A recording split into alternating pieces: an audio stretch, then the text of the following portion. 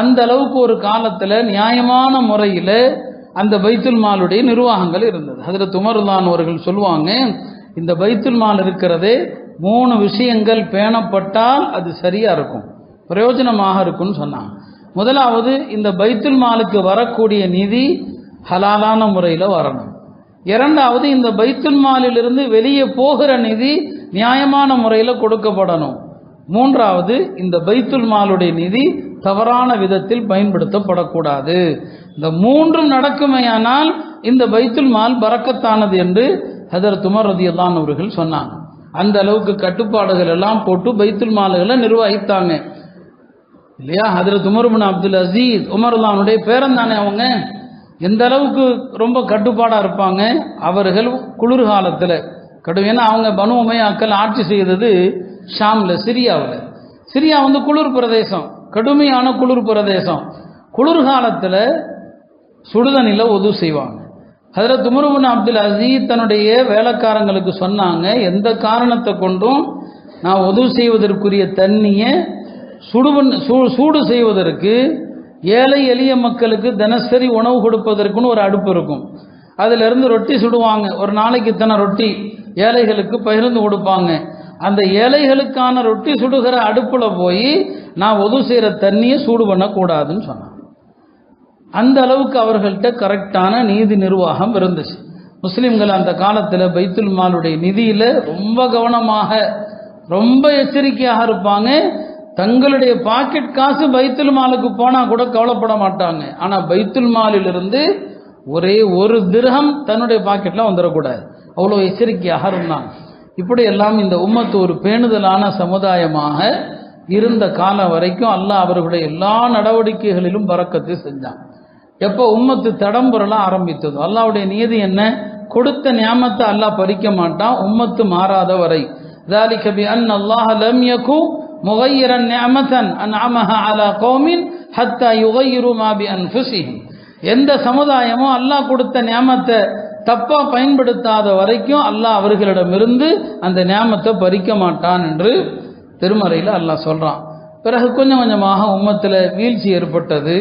பைத்துல் மாலுடைய நிதியை தவறாக கையாளுவது ஏற்பட்டது. காலப்போக்கில் இந்த தவறுகள் நடக்க அல்லாஹ் முஸ்லிம்கள்ட்ட இருந்து அதிகாரத்தை பறித்தான், தலைமைத்துவத்தை பறித்தான். ஆட்சியும் போனது, எல்லா விதமும் போனது. இன்றைக்கு எல்லாத்தையுமே இழந்து நிற்கிறோம். இந்தியாவில் இவ்வளவு சொத்துகள் இருந்தாலும் இந்த சொத்துகள் எல்லாம் சரியான முறையில் தான் பராமரிக்கப்பட்டதா? என்னுடைய உண்மை நிலைகளை எல்லாம் சொன்னால் அது பலருக்கும் கூட வருத்தமாக ஆயிடலாம். ஆனால் அல்லாஹ் எல்லாம் கரெக்டாக இருக்கணும்னு நினைக்கிறான். நம்ம தப்பு செஞ்சால் இப்படி தான் என்னங்க நடக்கும். இந்த சொத்துகள் குறித்து, வக்ஃபு சொத்துகள் குறித்து பல வருஷமாக எத்தனை பேர் குரல் கொடுக்குறாங்க. இதெல்லாம் சரியாக பராமரித்தா இந்தியாவில் உள்ள ஏழைகளுக்கு கொடுக்கலாம். எத்தனையோ உதவி செய்கிறதுக்கான வாய்ப்புகள் இருக்குது. ஆனால் அதை செஞ்சாங்களா? இல்லை. எத்தனை மருத்துவ கல்லூரிகள் கட்டியிருக்கலாம், எத்தனை கல்விக்கூடங்கள் அமைத்திருக்கலாம். இவ்வளவு சொத்து ஒரு அமைப்புக்கு இருந்தும் கூட இந்த சமுதாயத்துக்கு அதை கொண்டு எவ்வளவு பிரயோஜனம் கிடைத்தது? இல்லை.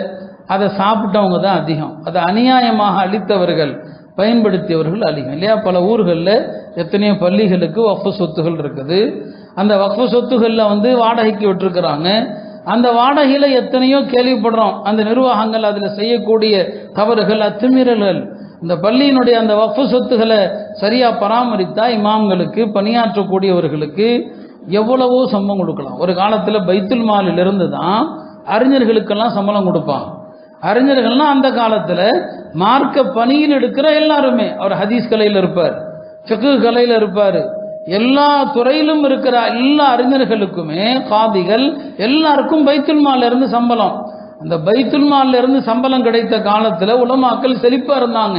அவங்க யார்கிட்டையும் எதையும் கேட்க வேண்டிய அவசியம் இல்லை. ஆனால் இதெல்லாம் என்னங்க, இவ்வளவு சொத்துகள் பல பள்ளிகளுக்கு இருந்தாலுமே கூட உலமாக்களுடைய தரத்தில் முன்னேற்றம் இல்லை, குறைஞ்சபட்ச சம்பளம். ஆனால் அதே நேரத்தில் நிர்வாகிகள் அதை தவறாக பயன்படுத்துகிற எத்தனையோ புகார்கள் தொடர்ந்து நம்ம கேள்விப்பட்டுட்டு தான் இருக்கிறோம். அப்போ இந்த சொத்துகள் பராமரிக்கப்படாமல் எங்கெங்கேயும் யாரோ அபகரித்து வச்சிருக்கிறோம். அரசியல்வாதிகள் அபகரித்தது, நம்மவர்களை அபகரித்தது, எத்தனையோ இடங்கள் அடையாளம் தெரியாமல் கைவிட்டதெல்லாம் இருக்குது.